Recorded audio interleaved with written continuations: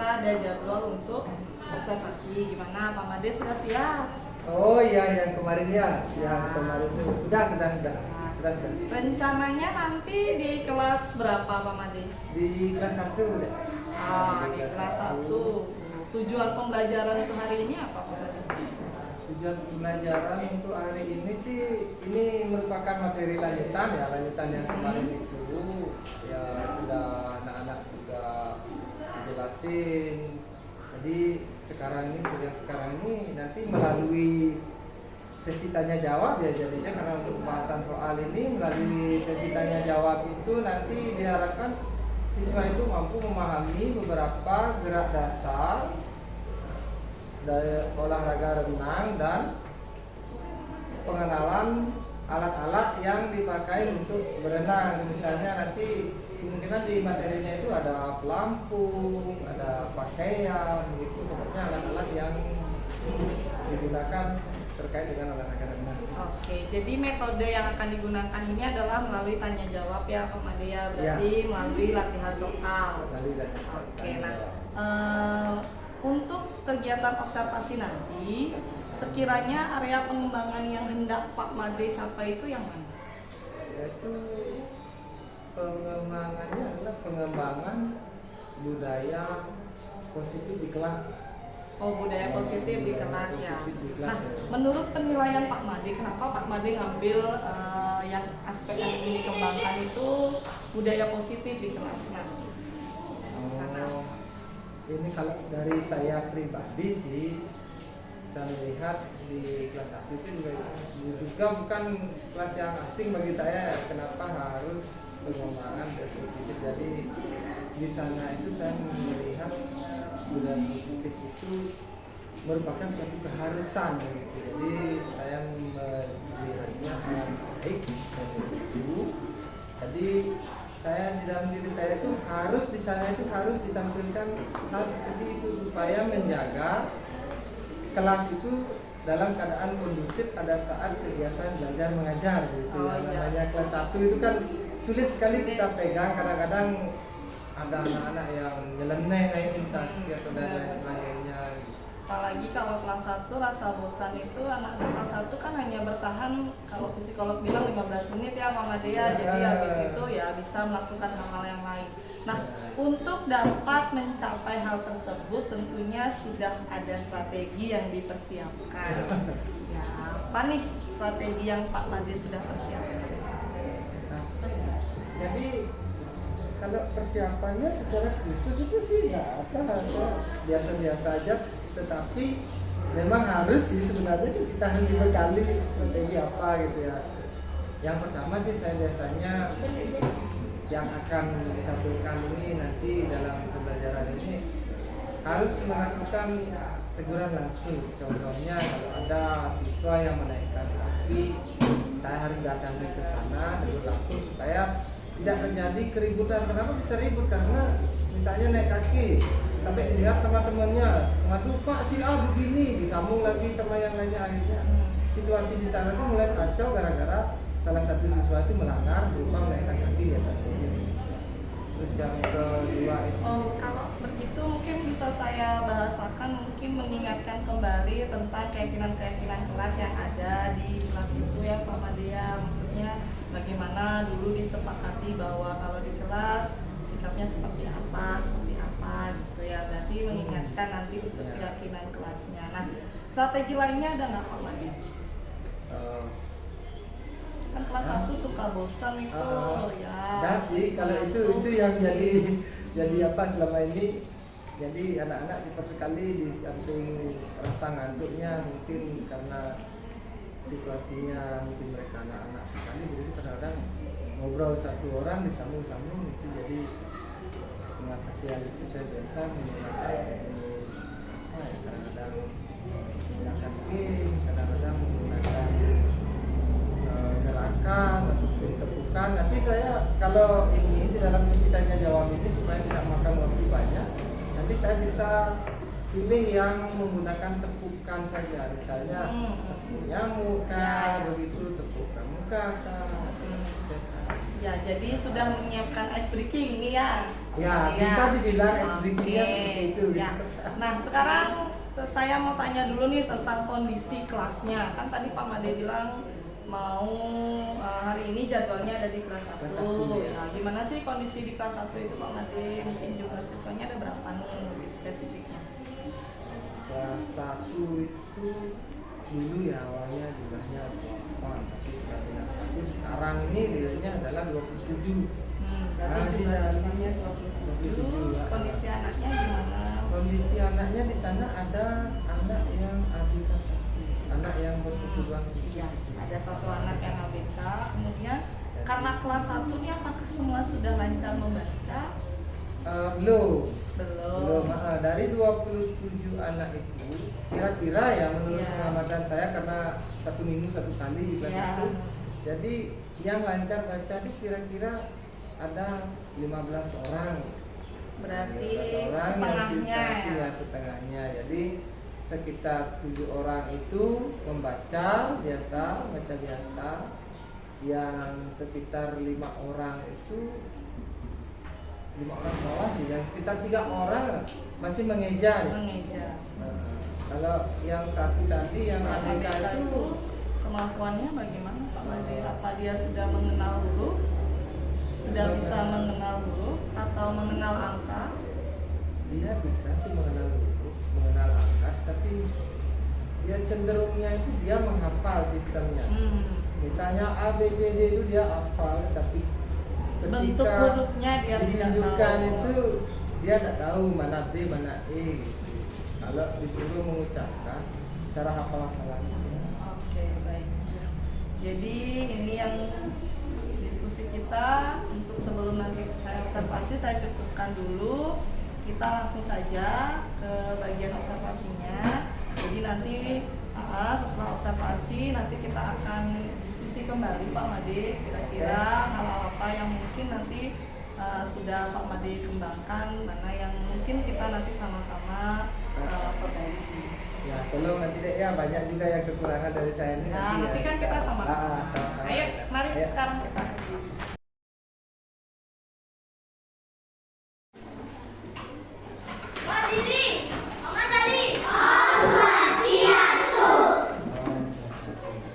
Selamat pagi anak-anak.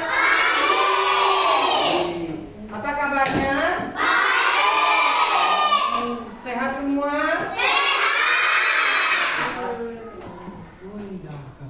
Ini kenapa kok ayah sudah makan belum?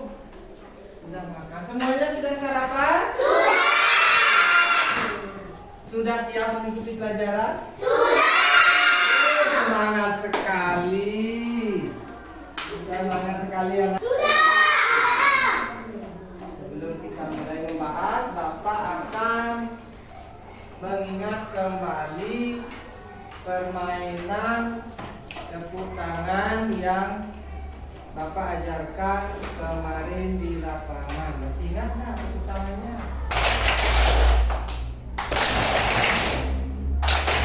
Loh, Bapak akan melakukan absensi dulu kepada anak-anak siapa yang tidak hadir pada untuk Angga Agastya,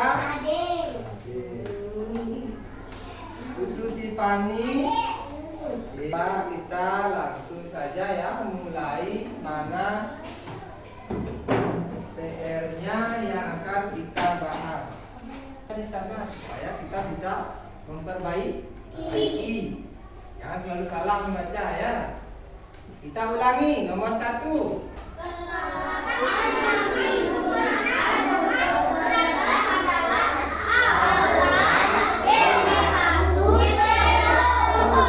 Apa jawabannya?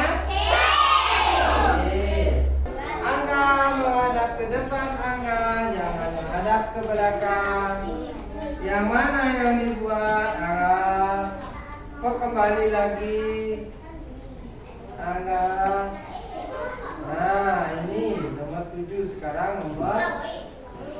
Ini ya nomor depan ini. Nomor berapa sekarang? Bisa kita lanjutkan? Bisa. Apa baik dan tidak membaca dengan baik. Apakah anak-anak masih ingat dengan tepuk pramuka? Nah, Bapak.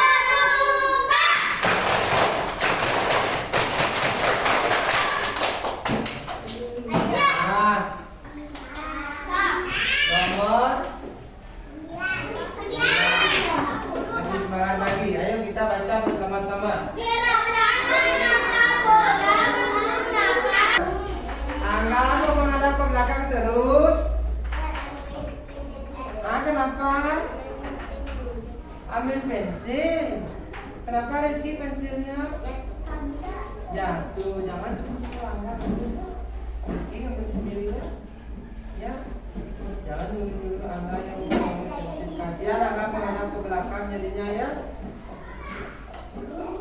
Nah, kita lanjutkan nomor. Nah, coba ulangi baca nomor 10 bersama-sama. Siapa yang jawab C? Siapa yang jawab C? Bapak mau anak-anak jujur siapa yang jawab C? Siapa yang jawab C angkat tangannya. Yang tinggi.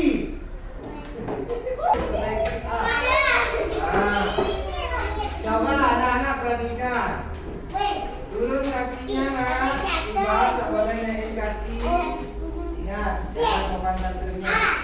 Anak, perhatikan Bapak.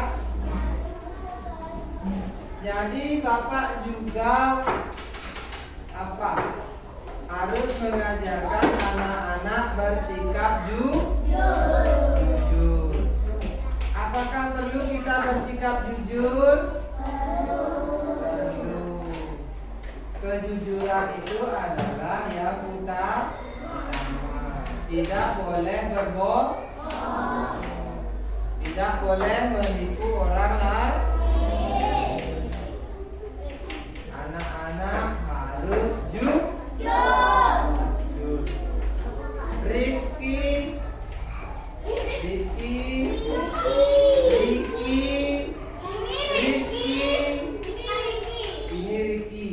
Riki lihat itu bibirnya bagaimana. Dipakai baik-baik, jangan dimainin. Bagaimana tadi? Kita harus bagaimana?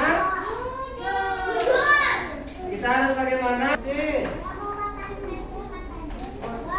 Kenapa Rizky mau ngatain pensil? Coba lihat. Kenapa dipatahin pensilnya? Kenapa? Mana pensilnya tadi yang dipakai Rizky? Mana? Coba lihat ini pensilnya. Ini kenapa itu? Perhatikan anak-anak yang lainnya. Selain makanan dan minuman, Ibas kakinya sudah 2 kali Bapak tegur.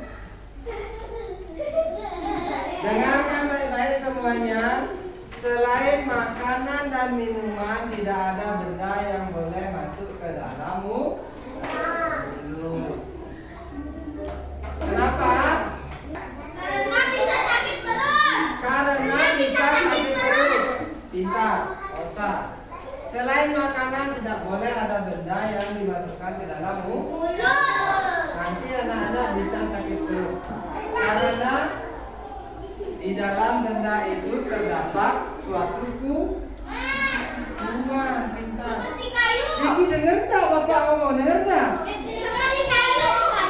Terbuat dari kayu dan ini ada. Lihat coba anak-anak pensil dan anak-anak ini lihat ada cat. Cat ini terbuat dari bahan kimia, bukan untuk dikonsumsi. Berbahaya bagi kesehatan tubuh. Tahu tak? Dengar. Bukan hanya kuman, tetapi zat adiktif berbahaya bagi kesehatan tubuh. Bisa keracunan. Ya. Bisa keracunan. Itu sudah enggak? Sudah dengar Bapak? Nanti bisa apa? Bisa. Nah, Ana sudah mulai.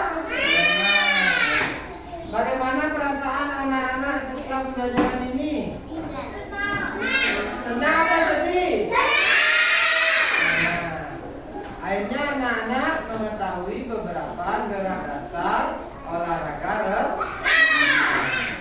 dan beberapa peralatan yang digunakan untuk berenang.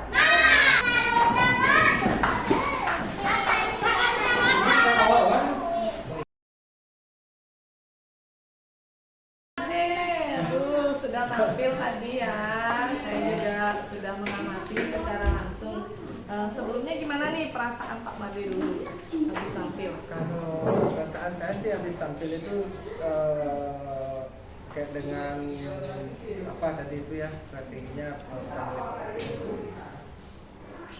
ya berjalan sebenarnya sih bagus sih berjalan, tetapi masih aja anak-anak ada Masih yang merasa gini, Pak Made merasa apa namanya performanya Pak Made itu masih ada yang kurang seperti Iya. itu. Itu udah kayak bagaimana ya, padahal saya udah nerapin sesuai apa dan apa, nggak tahu sih keadaan anak itu bagaimana. Padahal dari segi kalau menurut tadi kan udah ini ya, udah sesuai lah ini ya. Kalau Pak Made sendiri nih saya tanya tadi, Pak Made kan sudah menyusun sebuah strategi sebelumnya nih yang saya tanyakan. Nah, tadi itu apakah strategi yang Pak Made susun sudah semua terlaksana? Sudah. Sudah. Nah, lalu di mananya yang mungkin rasa Pak Made masih kurang? Terkait dengan yang tadi itu teguran langsung sebenarnya sudah efektif. Jadi dia secara langsung tahu di mana kesalahannya, di mana kekurangannya, sudah tahu sebenarnya. Akhirnya saya melakukan teguran langsung, tapi ada satu anak itu Ya. yang naikin kaki tadi itu Ya. sampai saya bilangkan 4 kali teguran. Sebenarnya dari awal sekali kan, dari awal saya masuk supaya mereka tidak kaget ini kenapa sih kok dimarahin, kenapa sih kok ditegur, kenapa sih kok ini ya. Ada kesepakatan memang dulu namanya etika dalam kelas namanya. Ya. Nah, etika dalam kelas itu contohnya seperti tidak boleh makan di dalam kelas, berkata kasar di dalam kelas, dari manapun tidak boleh seharusnya, tapi kita kan kesepakatan ada lah gitu. Tidak boleh naikin kaki, naik di atas meja. Oke, mungkin kalau saya bahasakan yang lebih positif, mungkin menjaga sikap yang baik saat di kelas. Nah, jadi menciptakan suasana kelas yang nyaman untuk belajar, kan seperti itu kalau dibahasakannya positif. Tapi kalau tadi nih sepengamatan saya Pak Made ya, Pak Made sudah melakukan semua strategi yang Pak Made rancang, sudah berjalan dengan baik. Kemudian Pak Made sudah mengajak anak-anak untuk tepuk untuk mengembalikan kondisi kelas yang kondusif. Kemudian Pak Made juga tadi saya lihat sudah mengajak anak-anak untuk melakukan perbaikan sikap. Di situ juga Pak Made saya lihat menanamkan nilai-nilai kebajikan. Pak Made sudah bagus kan ya, tapi memang sekiranya ada anak itu yang kayaknya Pak Made sudah menegur berkali-kali tapi tidak diminta. Gimana tuh Pak Made? Sebenarnya itu lah bagiannya. Padahal saya udah punya, tapi masih aja melakukan kesalahan yang sama artinya gitu. Kayak membandel gitu. Kira-kira ada nggak gini? Mungkin metode ataukah cara lain? Gitu. Selama ini Pak Made sudah melakukan cara apa? Kalau selama ini sih cenderung kekerasan jadinya. Kalau ini misalnya ini ya, karena saya kan orang lapangan ini, jadi resiko kalau anak membangkang itu resiko cederanya akan dekat sekali. Misalnya hal yang tidak boleh dilakukan terus dia coba-coba lakukan, padahal itu akan berdampak buruk bagi. Padahal hal itu sebenarnya tidak dilakukan, tidak boleh dilakukan ya, karena biasanya kamu saya mau ini, saya bentak langsung. Misalnya melalui dengan nada keras ya, supaya dia agak takut sedikit dan bahkan menyentuh sampai gitu. Nah itu kan hal yang tidak boleh seharusnya. Kira-kira kemudian punya nggak? Kalau Pak Made ngelakuin hal itu, dampaknya gimana Pak Made selama ini?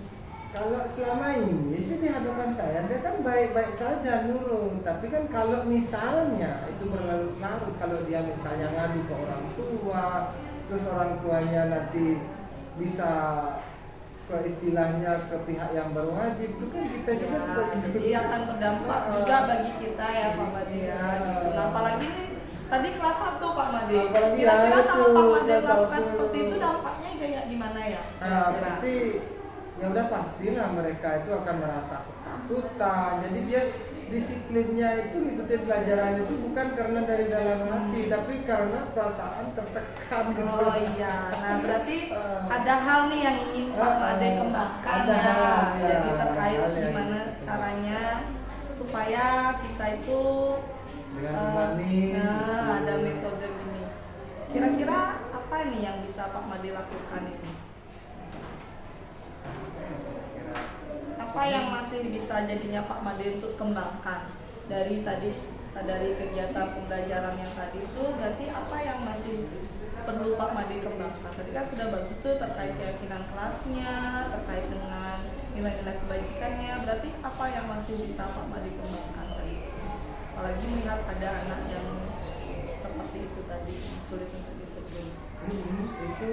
Itu sih yang ingin saya kembangkan, yaitu dengan cara penguasaan kelasnya supaya kita menyampaikannya dengan humanis, supaya siswanya juga antusiasnya dari dalam hati, bukan dari tekanan. Oh, Itu yang jadi saya inginkan. Pak Made tuh ingin cara bagaimana bisa merestitusi sebuah masalah itu dengan cara yang lebih baik ya. Nah, itu. Lebih Dan tepatnya seperti itu. jadi supaya si anak itu timbul kesadaran dari dalam dirinya bukan adanya tekanan dari guru gitu. Kira-kira informasi-informasi atau metode-metode seperti itu tuh bisa kita dapatkan dari mana ya Pak Made?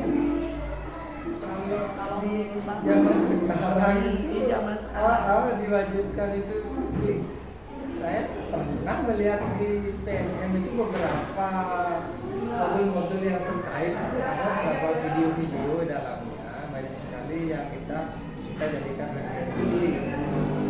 Mungkin nanti saya bisa mengutip dari situ, mungkin dari PNM itu. Boleh, berarti pertama Pak Made bisa mendapatkan informasi dari PMM. Gitu. Lagi selain dari PMM itu dari mana ya kita bisa mendapat informasi cara-cara seperti itu? Tentunya hal ini bukan Pak Made aja yang mengalami, mungkin guru-guru yang lain juga mengalami ya Pak Made ya. Jadi kira-kira dari mana nih Pak Made bisa mendapatkan informasi ya teknik-teknik metode seperti itu?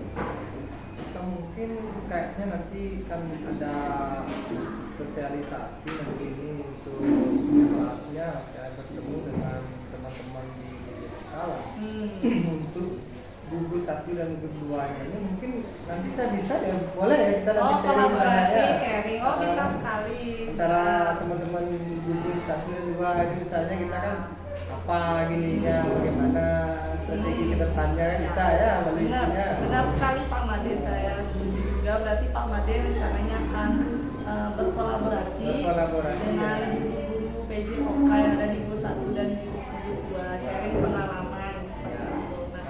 Nah, ada lagi kira-kira yang bisa Pak Made lakukan? Tadi sudah berkolaborasi dengan PMM, mungkin apa? kayaknya masih belum tergambar nanti. Oke, jadi sejauh ini dua strategi itu yang rencananya Pak Made akan lakukan ya untuk bisa memperoleh informasi, cara, metode supaya Pak Made bisa melakukan restitusi dengan baik sehingga timbul kesadaran dari siswa. Rencananya kapan ini Pak Made akan dilakukan? Kalau untuk rencana waktu sih kan minggu depan sudah galung kan Ya, sudah libur ini anak-anak 2 minggu. kuningan Berarti rencananya untuk mencari informasinya ini kali kapan? setelah itu. Berarti setelah galungan Pak Made selama liburan itu mengisi untuk mencari informasi berarti pasti ya. saya juga ya. Kemudian Bukan sedikit. buka-buka sedikit ya baru nanti diterapkan ya. Hasilnya bagaimana nanti pas sudah selesai liburan. Selesai liburan. Oke, berarti rencananya Pak Made adalah mungkin pas liburan dan setelah liburan akan diterapkan. Diterapkan. Itu ya, cari informasi dulu baru diterapkan. Lalu bentuk tanggung jawabnya terhadap rencana Pak Made ini Pak Made akan melakukannya dengan setengah hati apa nanti akan terus berkelanjutan atau bagaimana? Oh, pasti berkesinambungan nanti, pasti berkelanjutan nanti, karena ini kan awalnya kita merubah statement sendiri nih ya, itu dari tadi itu yang disampaikan itu kemudiannya dari keras cenderung keras ke humanis, itu kan harus kita juga punya logo sendiri untuk merubah itu ya. Kalau saya sih jujur di lapangan itu haruslah tegas, itu harus, tapi kalau udah di dalam kelas itu ada juga tampil humanisnya, masa terus kita tekan gitu padahal udah tak seharusnya begitu. Apalagi dikondisikan ya Pak ya dengan jenjang kelasnya. Dengan jenjang kelasnya. Kelasnya untuk anak-anak kelas 1 cenderung yang memang asik ngomong istilahnya ya. Takut sekali mereka, jangan sampai kita istilahnya membunuh minatnya. Oke ya, bagus sekali Pak Made, saya Pasti berkelanjutan ini. Ya. Kemudian. Ya, tetap semangat ya. Ini sudah ada solusi-solusi. Pak Made sudah menemukan sendiri kan solusinya. Saya bisa mendukung Pak Made supaya nanti bisa menciptakan pembelajaran yang lebih baik lagi dan juga untuk kompetensi Pak Made sendiri. Iya, makasih ya. Terima kasih bincang-bincangnya Pak Made.